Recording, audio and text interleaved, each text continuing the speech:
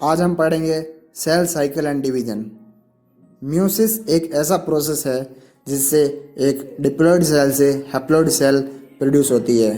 इसके लिए यह ज़रूरी है कि क्रोमोसोम करेक्टली डिस्ट्रीब्यूटेड हो, जिससे कि जेनेटिकली यूनिक सेल प्राप्त की जा सके। मेल और फीमेल गोनाइड्स की स्पेशल सेल जर्म सेल में यह म्यूसिस होता है। न्यू हैप्लॉइड डॉटर सेल में क्रोमोसोम के सक्सेसफुली रिडक्शन के लिए डिवीजन के 2 राउंड जरूरी है। ये 2 राउंड म्यूसिस 1 और म्यूसिस 2 है।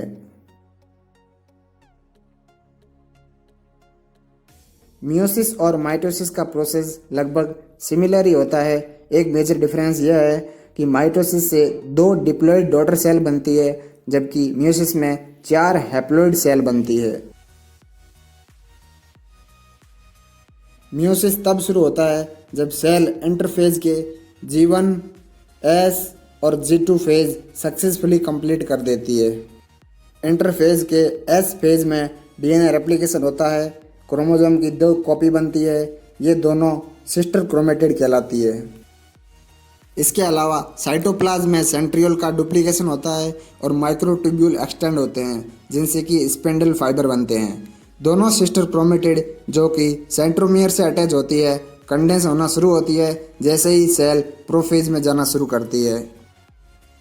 इस पॉइंट के बाद सेल माइटोसिस के सिमिलर दिखने लगती है, जबकि 2 ऐसे इवेंट हैं जो म्यूसिस में होते हैं बल्कि माइटोसिस में नहीं होते हैं, जिसके कारण हमको जेनेटिक डाइवर्सिटी देखने को मिलती है।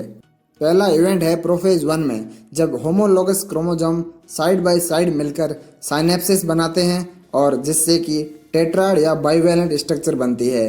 Homologous chromosome similar gene share करते हैं बट आइडेंटिकल नहीं होते हैं। एक बार जब यह स्ट्रक्चर बन जाती है तो सेकंड इवेंट है क्रॉसिंग ओवर।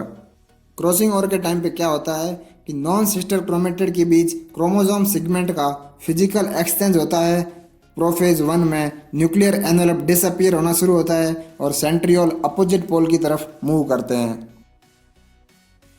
जैसे जैसे सेंट्रियोल घूमते हैं स्पिंडल फाइबर भी एक्सटेंड होने लगते हैं।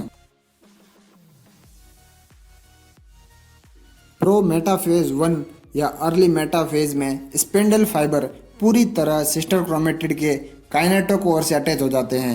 यहाँ पर मियोसिस और माइटोसिस में दूसरा डिफरेंस देखने को मिलता है।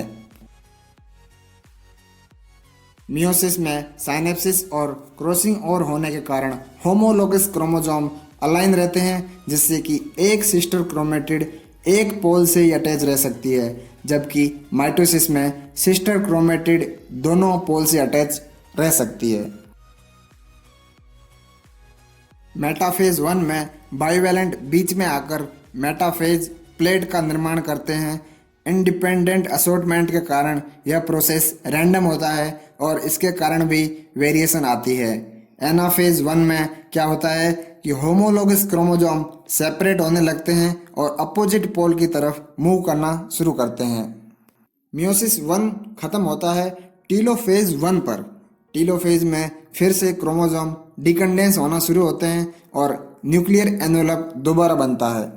साइटोकाइनेसिस में साइटोप्लाज्म डिवाइड होता है और क्लीवेज फरो मेथड से 2 डॉटर सेल बनती है। मियोसिस 1 का फाइनल प्रोडक्ट है 2 हैप्लॉइड सेल का बनना। यहाँ से मियोसिस 2 शुरू होता है, जब क्रोमोसोम DNA रेप्लिकेशन के लिए दूसरा राउंड शुरू करते हैं। प्रोफेज 2 में न्यूक्लियर एनवेलप फिर से डिसअपीयर होने लगता है और सिस्टर क्रोमेटिड कंडेंस होकर स्पिंडल स्ट्रक्चर बनाती है। प्रोमेटाफेज 2 या अर्ली मेटाफेज 2 में फिर से सिस्टर क्रोमेटिड अपने काइनेटोकोर से स्पिंडल फाइबर से अटैच होते हैं। मेटाफेज 2 में स्पिंडल फाइबर सिस्टर क्रोमेटिड को फिर से मेटाफेज प्लेट पर अलाइन करते हैं। एनाफेज 2 में सिस्टर क्रोमेटिड फिर से सेपरेट होती है और इंडिविजुअल क्रोमोसोम अपोजिट पोल की तरफ मूव करते हैं। म्यूसिस 2 भी एंड होता है टीलोफेज 2 पर। टीलोफेज 2 में दोबारा न्यूक्लियर एनवेलप बनता है और क्रोमोसोम दोबारा डिकंडेंस होने लगते हैं। लास्ट में साइटोकाइनेसिस 2 में फिर से क्लीवेज फरो मेथड से 2 डॉटर सेल से 4 हैप्लॉइड डॉटर सेल बनती है। हैप्लॉइड डॉटर सेल्स गैमीट बनाती है, जैसे कि मेल में स्पर्म और फीमेल में एग सेल।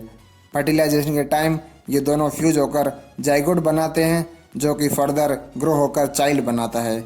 यानी कि हम कह सकते हैं चाइल्ड हाफ क्रोमोसोम अपनी मम्मा और हाफ क्रोमोसोम अपने पापा से प्राप्त करता है।